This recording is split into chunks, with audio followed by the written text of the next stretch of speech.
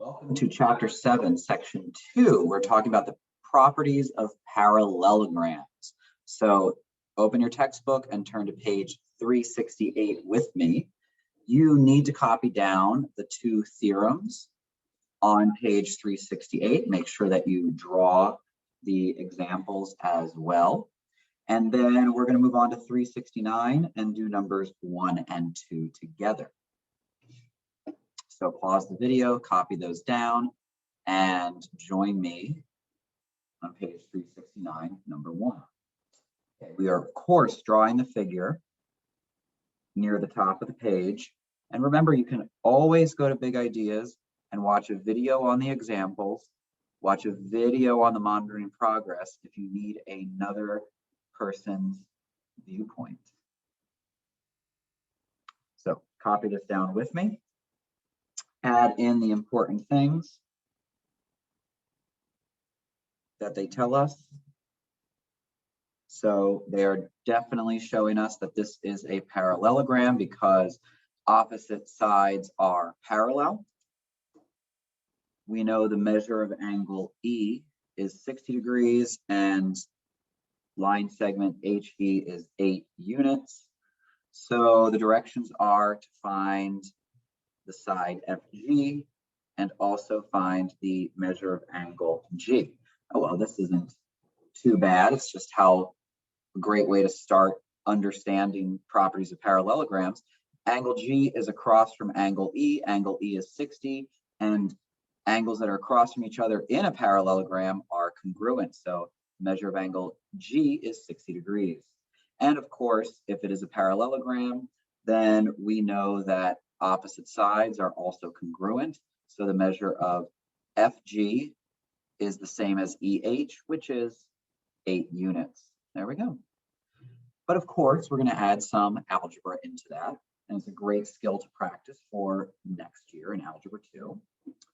So we need to find the values of X and Y in the following parallelogram that you are drawing with me.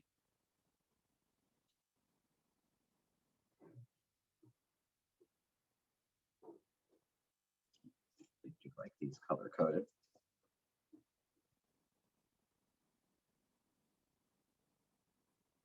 Okay, so it is a parallelogram. We know that JK is 18 units, ML is Y plus 3 units. We know angle J is 2x degrees and angle L is 50 degrees.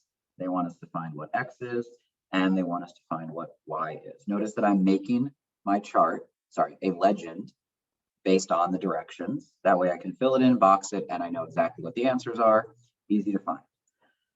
All right, let's start with Y. So we know that this is a parallelogram. Opposite sides are congruent. So if 18 is equal to Y plus 3, when we take away 3 from both sides, Y must equal 15. And then let's go ahead to the angles. We know that these opposite angles are congruent, so 2x is equal to 50, and then when I divide by 2 on both sides, x is equal to 25. There we have it, little algebra in with parallelograms. All right, take a moment. At the bottom of page 369, you need to copy down theorem 7.5 and theorem 7.6. Make sure to draw it, label it correctly, and then meet me on my other screen. We're going to skip to page 371, and we're going to do numbers 5 and 6 on GeoGebra. All right.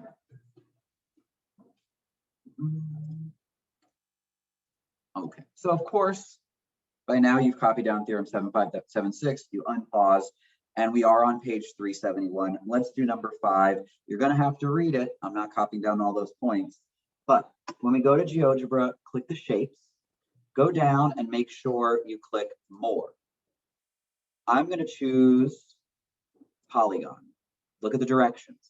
Select all the vertices, then the first vertex again. In other words, you're closing the whole unit.